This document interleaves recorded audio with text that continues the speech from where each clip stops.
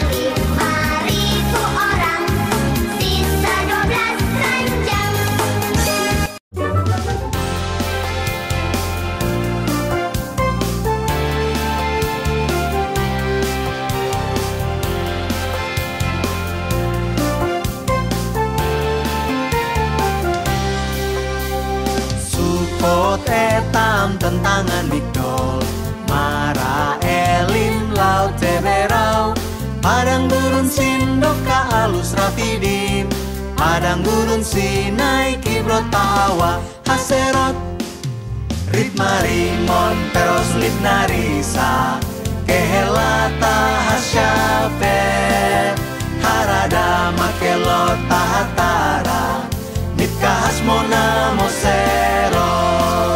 Jangan melawan Tuhan dengan bersungut-sungut, Benea akan horgitkat. Yotbata Abrona Esion Geber, bukan ikut firman Allah.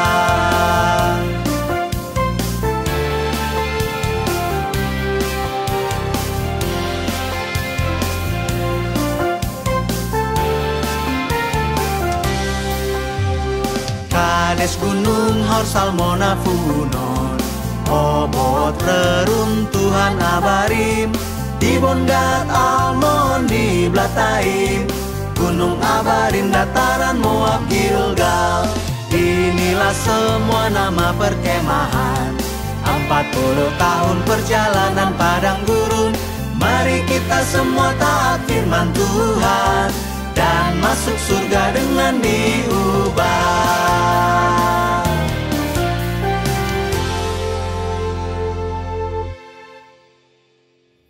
Anak-anak, sekarang kita mau mendengarkan firman Tuhan. Tapi sebelumnya kita baca Alkitab dulu ya. Pembacaan hari ini terdapat di kitab Yohanes pasal 6 ayat 10 sampai 11. Ibu guru baca ya.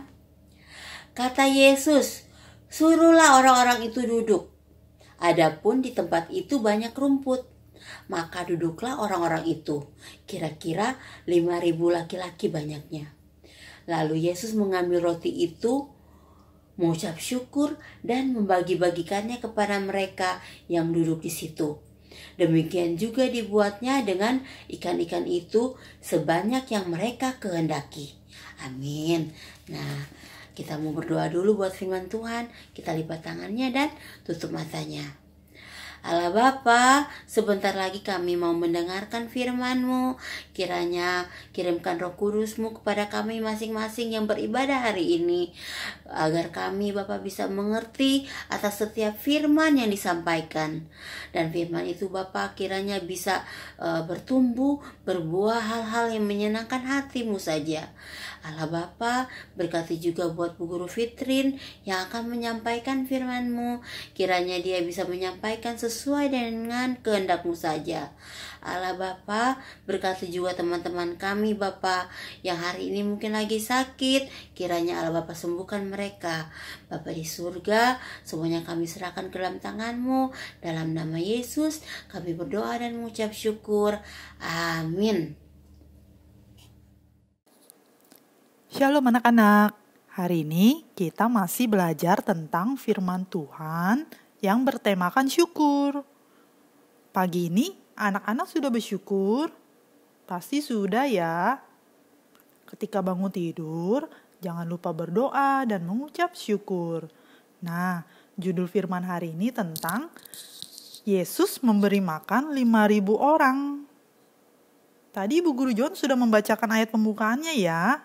Di Yohanes 6 ayat 10 sampai 11. Tidak hanya di Yohanes 6 saja, tapi di Matius 14, Markus 6, Lukas 9 juga terdapat peristiwa di mana Yesus dengan hanya memiliki 2 ikan dan 5 roti memberi makan 5.000 orang. Ketika terjadi mukjizat 5 roti dan 2 ikan ini, orang-orang kagum pada firman Yesus Kristus. Mereka sangat menyukai firman Yesus Kristus. Bahkan mereka tidak makan dan terus mengikuti Yesus. Ketika Yesus berangkat ke seberang Danau Galilea, yaitu Danau Tiberias, orang-orang banyak berbondong-bondong mengikuti Dia. Orang banyak berbondong-bondong mengikuti Yesus karena mereka melihat mukjizat-mukjizat penyembuhan yang diadakan Yesus terhadap orang-orang sakit. Yesus Kristus naik ke atas gunung dan duduk di situ dengan murid-muridnya. Saat itu, hari Paskah sudah mau dekat. Hari Paskah adalah hari raya orang Yahudi. Ketika Yesus memandang sekelilingnya dan melihat bahwa orang banyak berbondong-bondong datang kepadanya, berkatalah ia kepada Filipus, "Di manakah kita akan membeli roti supaya mereka ini dapat makan?" Jawab Filipus kepada Yesus, "Roti seharga 200 dinar tidak akan cukup untuk mereka ini, sekalipun masing-masing mendapat sepotong kecil saja." Lalu kata Andreas, saudara Simon Petrus kepada Yesus, "Di sini ada seorang anak yang mempunyai 5 roti jelai dan 2 ikan. Tetapi apakah artinya ini untuk orang sebanyak ini?" Coba anak-anak sama ibu guru kita bayangin ya, terus kita hitung ya. Anak-anak kalau hitung 1 sampai dengan 5.000 pasti lama sekali. Karena itu jumlah yang sangat besar. Nah, sedangkan anak-anak kalau hitung 1 sampai dengan 5 pasti cepat.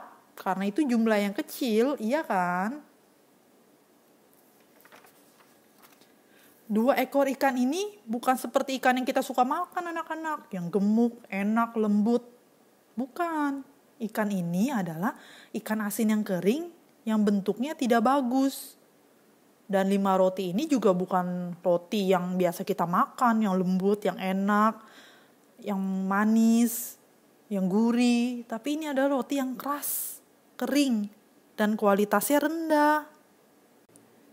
Lalu Yesus berkata, "Suruhlah orang-orang itu duduk, dan di tempat itu banyak rumput." Maka duduklah orang-orang itu, kira-kira 5.000 laki-laki banyaknya. Yesus Kristus mengambil roti itu, mengucap syukur. Lalu Yesus membagi-bagikannya kepada mereka yang duduk di situ. Demikian juga dibuatnya dengan ikan-ikan itu sebanyak yang mereka kehendaki. Dan setelah mereka kenyang, Ia berkata kepada murid-muridnya, "Kumpulkanlah potongan-potongan yang lebih, supaya tidak ada yang terbuang." Lalu mereka mengumpulkan dan mengisi 12 bakul penuh dengan potongan-potongan dari 5 roti jelai yang lebih setelah orang makan. Ketika orang-orang itu melihat mukjizat yang telah Yesus adakan, mereka berkata, "Dia ini adalah benar-benar nabi yang akan datang ke dalam dunia." Yesus mengambil makanan yang kualitasnya rendah dan sambil menengadah ke atas, terlebih dahulu mengucap syukur ke hadapan Bapa. Hasil dari doa syukur itu menghasilkan 20.000 orang makan kenyang dan bahkan tersisa makanannya. 20.000 orang ini adalah gabungan dari 5.000 pria hingga wanita dan anak-anak yang menikmati makanan. Syukur dari Yesus yang seperti ini adalah syukur pada hal yang kecil. Dan syukur pada hal kecil membawa berkat mukjizat. Sama seperti Yesus, kita diingatkan lagi untuk tidak lupa bersyukur, bahkan dari hal yang kecil. Nah, anak-anak, apa boleh bangun tidur tidak berdoa dan tidak mengucap syukur? Apa boleh buang-buang makanan lagi? Apa boleh masih marah-marah ketika diingatkan mama papa untuk belajar? Apa boleh marah-marah kalau dibangunkan pagi hari di hari Minggu untuk pergi gereja? Nah, apa boleh masih marah-marah ke orang tua? Sudah tidak boleh ya anak-anak, karena Yesus Kristus saja mengucap syukur untuk hal-hal kecil, apalagi kita anak-anaknya. Ibu guru berharap mulai hari ini, baik ibu guru dan anak-anak bisa selalu mengucap syukur kepada Allah Bapa kita. Karena kepada orang yang bersyukur, jelas berkat dan kebahagiaan akan datang. Amin. Mari berdoa. Allah Bapa, terima kasih untuk firman-Mu hari ini. Terima kasih Bapa, karena Engkau mengingatkan kami kembali untuk selalu mengucap syukur di dalam segala hal, bahkan dari hal yang terkecil sekalipun. Bapa, sebentar kami mau memberi persembahan. Kiranya Bapa, Engkau berkati persembahan kami ini, agar bisa Engkau pakai untuk memperluas kerajaan-Mu di muka bumi ini. Berkati mama papa kami ya Bapa yang telah menyiapkan dan menyediakan. Di dalam nama Tuhan Yesus kami telah berdoa. Amin. Anak-anak, kita tadi udah dengarkan firman Tuhan kan? Udah ngasih persembahan. Nah, sekarang kita mau tutup ibadah hari ini dengan doa Bapa kami. Lipat tangannya dan tutup matanya. Bapa kami yang di sorga, dikuduskanlah nama-Mu, datanglah kerajaan-Mu, jadilah kehendak-Mu di bumi seperti di sorga. Berikanlah kami pada hari ini makanan kami yang secukupnya, dan ampunilah kami akan kesalahan kami, seperti kami juga telah mengampuni orang yang bersalah kepada kami. Dan janganlah membawa kami ke dalam pencobaan, tetapi lepaskanlah kami daripada yang jahat, karena Engkau-lah yang punya kerajaan dan kuasa dan kemuliaan sampai selama-lamanya. Amin. Sampai ketemu lagi minggu depan. Tuhan memberkati.